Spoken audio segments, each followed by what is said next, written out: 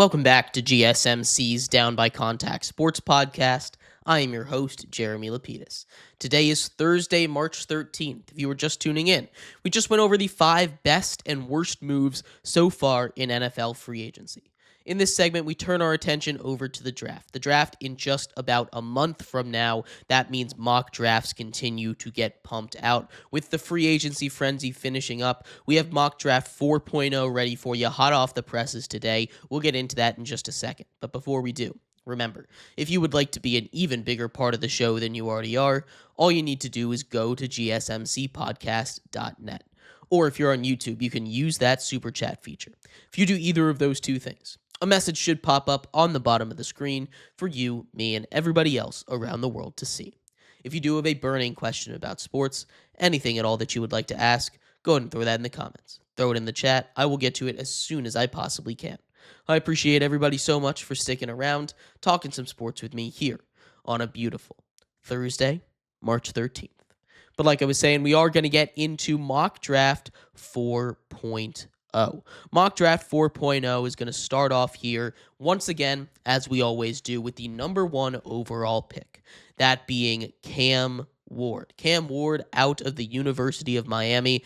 He is still your number 1 overall pick. I understand the Titans might want to go out and get a guy like Abdul Carter, but you can't pass up a quarterback at number 1. And Cam Ward, I think, is a guy that truly can be one of the better quarterbacks in this league one day if you develop him right.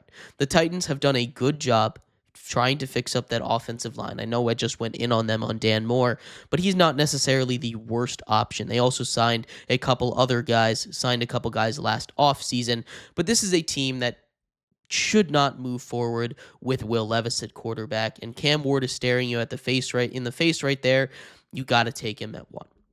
At number 2, we've got Shedeur Sanders. The Browns take Shedeur Sanders. They don't have a quarterback, right? They were able to fix their relationship with Myles Garrett, which means as much as they might want to take a guy like Abdul Carter, and I completely understand if they do take Abdul Carter, they still need to fix that quarterback situation, and there is no one out there that seriously thinks their quarterback of the future, one that they truly think they're going to be able to win with, is Kenny Pickett. So they take a quarterback here in Shedeur Sanders. Maybe they let Kenny Pickett start for a little bit, but he's not going to be the answer for a long time. Shedeur Sanders at number 2. At number 3, this is not a position of need for the Giants, but they cannot pass up Abdul Carter. If Abdul Carter is sitting there at 3, their hand is kind of forced. You have to take Abdul Carter here. They've already got a very good defensive line, and there's a couple other places that maybe they need a guy better, but that's where you fall into traps. In the NFL draft, if a gift falls into your lap like this, you take it. Abdul Carter at 3 at Penn State is a monster. He should not get out of the top 3. If he finds a way out of the top 3, something has gone drastically wrong with him that we don't know about yet in this draft cycle. The Giants take him at number 3. This is a no-brainer. At number 4, the Patriots don't end up getting that number 1 overall pick, but they still get their guy. How about Travis Hunter heading to New England? He fills a need at wide receiver. They don't really have that weapon. He can step in and be a wide receiver 1 like he wants to be. He can also go out and be a cornerback. Cornerback 2, they went out and got a corner. There you go. He can still go out and play both ways. I think it'd be really good for him in New England. They need both sides, so worst comes to worst, it doesn't work, he goes to 1. But at least in New England, he's going to have the ability to try both ways, unlike on some other teams that might be able to take him.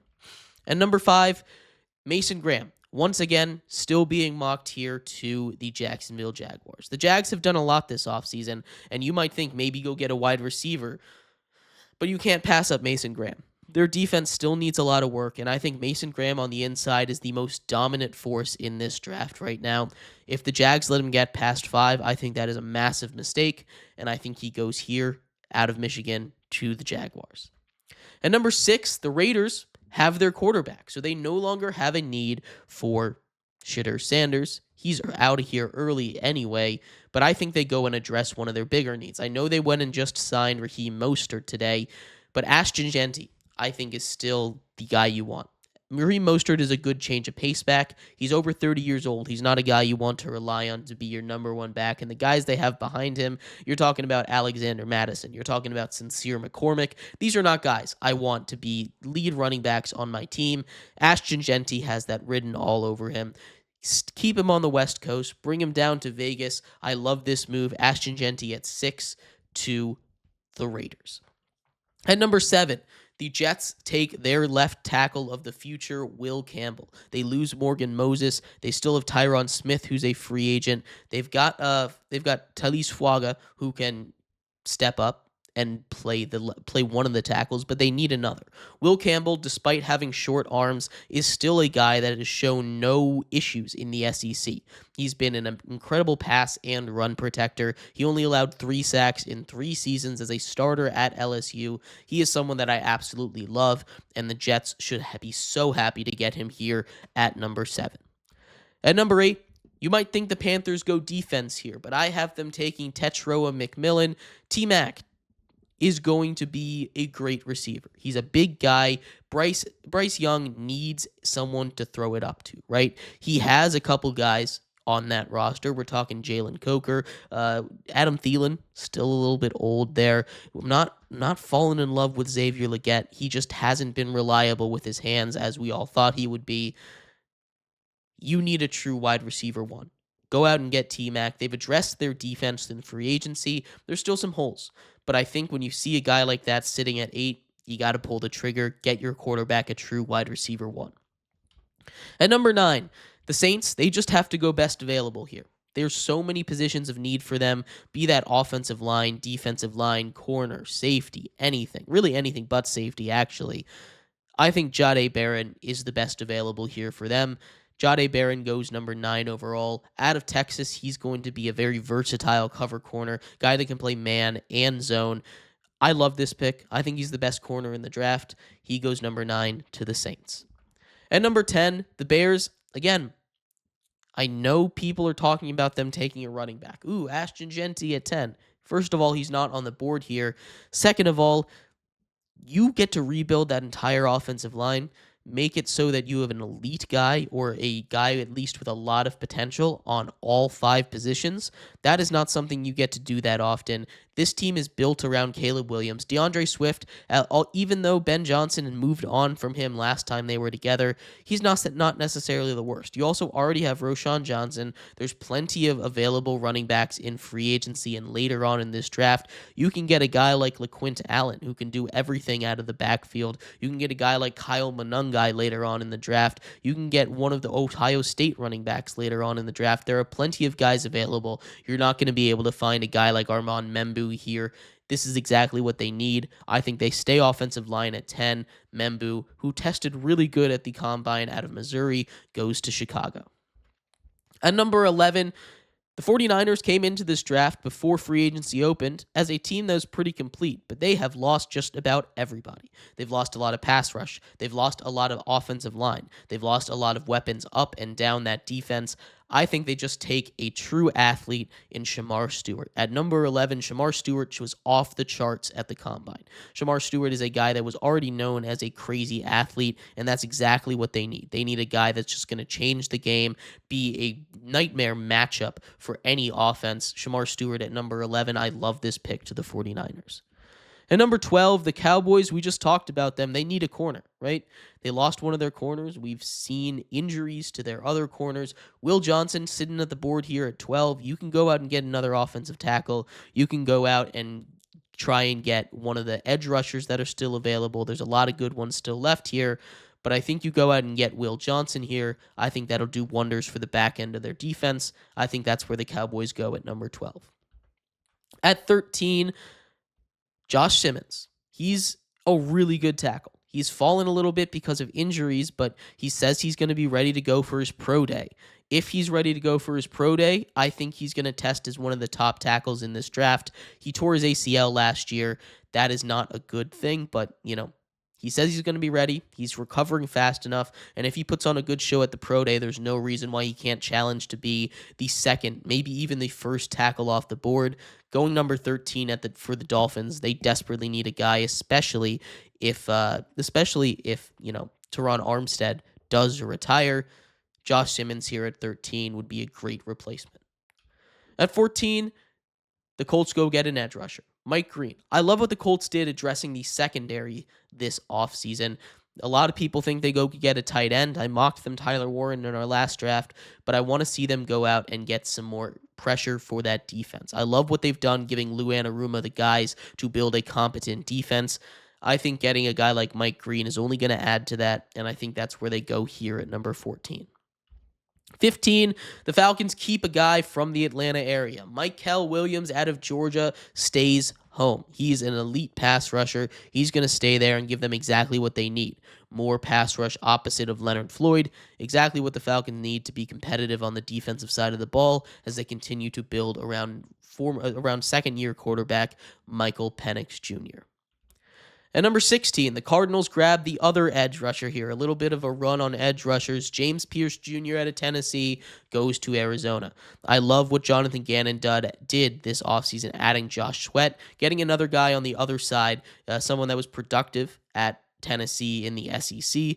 I think this is a great pick, and he falls to 16. Some people have him falling out of the first round. I don't quite see it, but out of the top 10, I could see that happening. There's other guys that are jumping him in the prospect pool right now. At 17, the Bengals go out and get Kenneth Grant out of Michigan. The other half of the Mason Graham duo, he's going to be a massive, massive addition to that defensive line.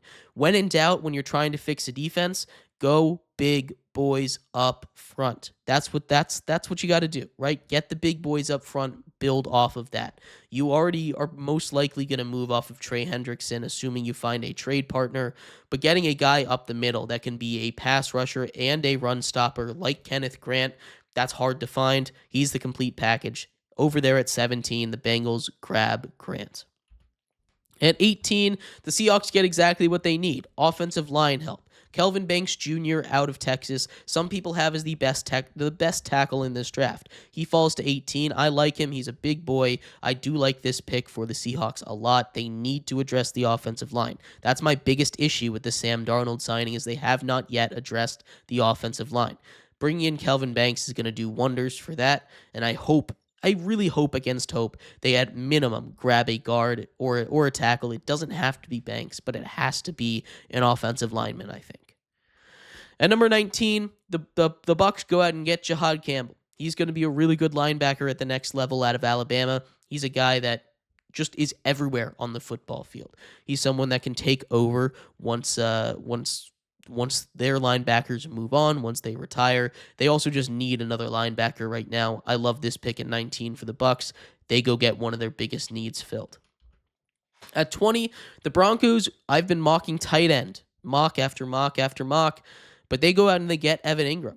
The next thing they need is a wide receiver, an elite wide receiver weapon, someone like Emeka Egbuka, a guy who I think clearly is the wide receiver 2 in this class out of Ohio State.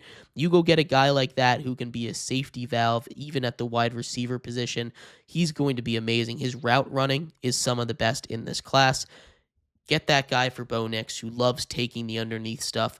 That's going to be amazing. Broncos grab Egbuka at 20.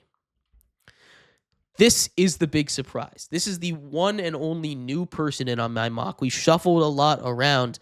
That's not true. This is one of the only new people in my mocks as we get further into the draft. But the Steelers, even as they go out and bring in one of the older guys, whether that be Russell Wilson or Aaron Rodgers, have been connected to Jackson Dart this whole time. And I think Jackson Dart is a guy that could very easily sneak into the first round. But out of Ole Miss, he's a guy that I thought would go early second. Steelers, I think, could be desperate enough to grab a quarterback here at 21, even if they do get Aaron Rodgers or Russell Wilson here. And I think Jackson Dart goes number 21 overall to the Steelers. At 22, the Chargers take Tyler Warren.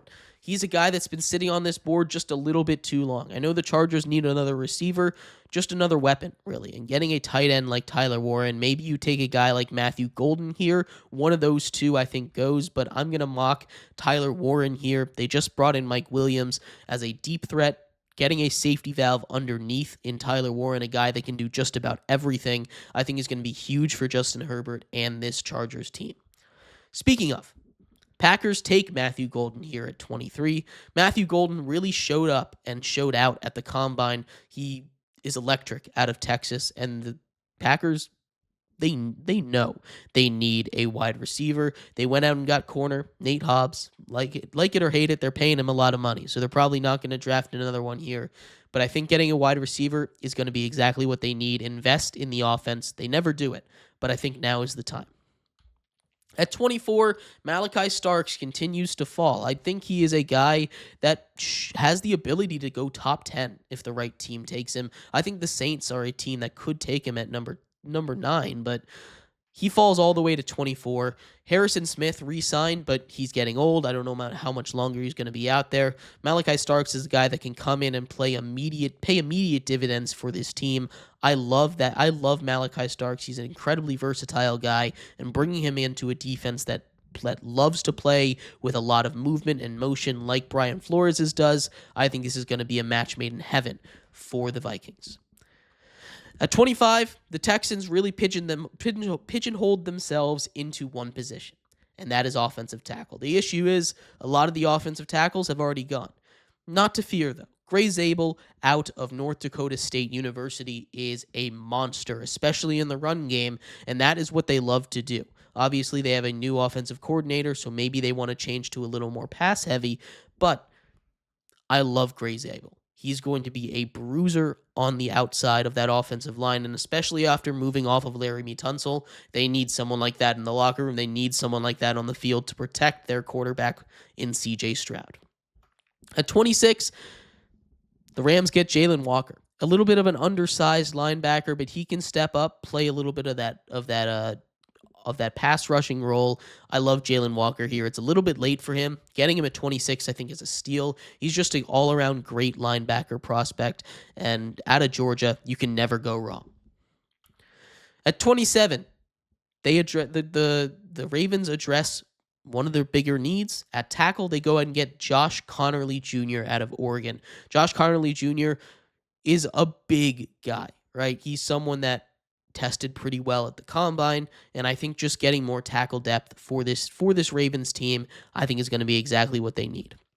At 28, the Lions continue to fix up that defense. One of their biggest issues last year was injuries to that defensive line.